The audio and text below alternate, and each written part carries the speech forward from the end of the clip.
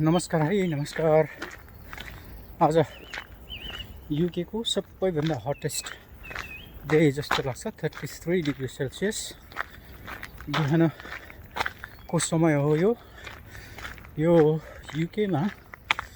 म स्विडेनको कुरा गर्दैछु। स्विडेन यहाँ चाहिँ यो वकिङ यो ओहरू एकदम धेरै छ। हेर्नुहोस् त कस्तो राम्रो झाडीहरू, त्यसले गर्दाखेरि घाम पनि फिल हुन दिँदैन।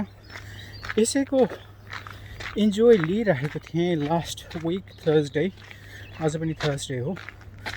अनि मलाई के लाग्यो भने यो के अरे रुखहरू यस्तो मजाले दायाँ बायाँ उभिरहेका छन्, यस्तो राम्रो मकमक बास्ना आउँछ समरको। यो चाहिँ टिका र स्मृतिले, मेरो छोरी र वाइफले मिस गरे भन्ने मनमा लाग्यो लास्ट थर्सडे। अनि मैले घर गएर दिउँसो खाना खाइसकेपछि मैले सोधेँ, जाने वकिङ भनेर सोधेँ। उनीहरू नर्मली अल्छी गर्छन्, तर त्यस दिन जाने भन्यो बा।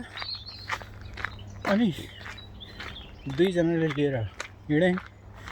घरमा आइनु चराको नाम हो, कनारी चरा दुईवटा छ, किवी र आइनु।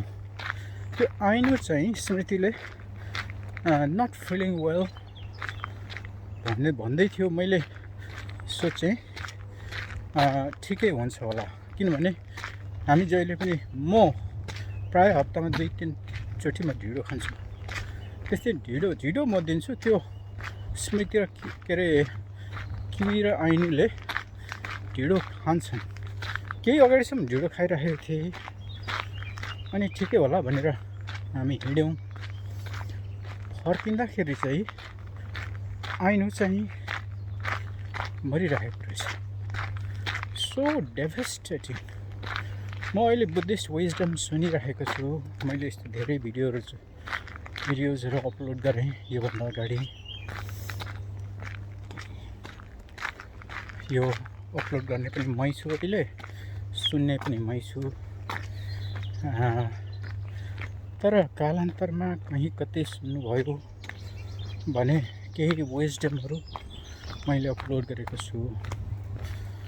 अनि यस बेला त्यो Buddhist wisdom practice of letting go सुनिराख्दाखेरि म आइनुलाई झलझली सम्झेँ। 2-3 दिन हामी परिवारकै, स्मृति त विक्षिप्त हुने नै भयो, उसले ल्याएको चरा हो। अनि टिका र म के सम्झेर एकदम विभोर भयौँ भने त्यो उसलाई हामीले नै राखिदिएको गुडमा पनि उसले मन परेको ठाउँमा राख्यो भने बस्छ, नभए उसको आफ्नो। सो मलाई एकदम सफर गरे के अरे हामीले दुःख दिएको छ जस्तो लागिरहेको थियो आइनुलाई। मरेपछि यस्तो भयो। I felt so devastating. अनि म यस्तो साधना गर्ने मान्छे, सब कुरो इम्पर्मानेन्ट हो, अनित्य हो भन्ने मान्छेलाई यति हर्ट हुन्छ। त्यो चराको त्यो गुण त्यो बाहिर लगेर विसर्जन गरेँ। त्यो चरालाई मैले एकदम मेरै हिसाबले राम्रो गरेँ त्यसको अन्तिम। सो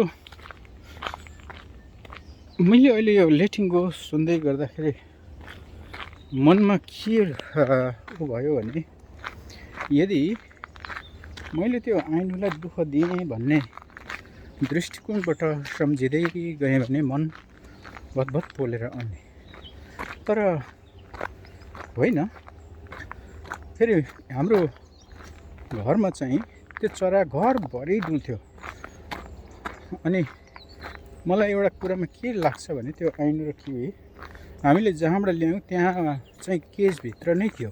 हामीले केस सुत्दै ल्याएको, केसभित्र नै थियो, कहिल्यै ननिकालेको। तर हाम्रो घरमा घरभरि जहाँ जानु छ, किचनमा, माथि बेडरुममा, स्टडी रुममा, घरभित्रको प्लान्ट सबै खाएर हामीले निकालिदियौँ प्लान्ट पनि। ननिकाले पनि मर्ने, त्यो प्लान्टहरू सबै मर्ने। चकचक तर साह्रै मिठो चकचक क्या। म यसो विचार गर्छु त्यस्तो सानो नानीहरू गुमाउने प्यारेन्ट्सहरूलाई कस्तो हुन्छ होला त्यो, यो लुजिङको पेन सो डेभास्टेटिङ। र म यो सम्बन्धमा निर्भया दिदीज्यूसँग पनि धेरै छलफल गरेँ। यो एट्याचमेन्ट, लभ, इन्डिफरेन्स यिनीहरूको बारेमा धेरै खारिनु पर्ने, बुझ्नु पर्ने रहेछ जस्तो मलाई लाग्यो। अनि यो चाहिँ मैले अघि भने त्यसलाई चाहिँ मैले के अरे इक्जामको रूपमा, मलाई यो टेस्टको रूपमा पठाएको भन्ने जस्तो पनि लाग्छ। अब त्यसरी हामीले दुःख दियौँ भन्नेतिरबाट सम्झ्यो भने त एकदम दुःख हुने। तर हाम्रो घरमा कमसेकम फ्री थियो, जहाँ जान्छ जे खान्छ त्यो पर्सपेक्टिभबाट चाहिँ अनि फेरि अलिकति रिलिफ हुने। तर कुन तरिकाले हेर्ने भन्ने चाहिँ फेरि ममा निहित भयो, ममा डिपेन्ड भयो। अनि फ्री विल भनेको त्यही होला। तर डेस्टिनी भनेको चाहिँ हामीले ऐनो लुज गर्नुपर्ने थियो, त्यो चाहिँ डेस्टिनी होला जुन चाहिँ हाम्रो हातमा छैन। We cannot control it. तर त्यसलाई कसरी लिने भन्ने चाहिँ, रियाक्ट होइन रेस्पोन्ड गर्ने भन्ने चाहिँ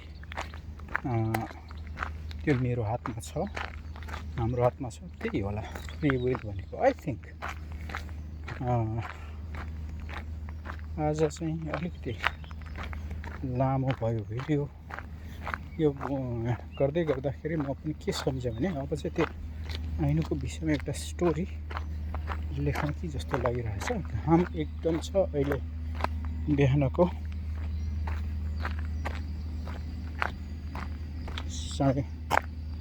8:30 पौने 9 भयो। हेर्नु त 8:45 बजे अलरेडी 31 डिग्री छ। दिउँसो के हुने हो, यस्तो छ 2026 को है। मेबी यो भिडियो 76 मा हेर्नुहुन्छ होला। जुलाई 24, 25 सरी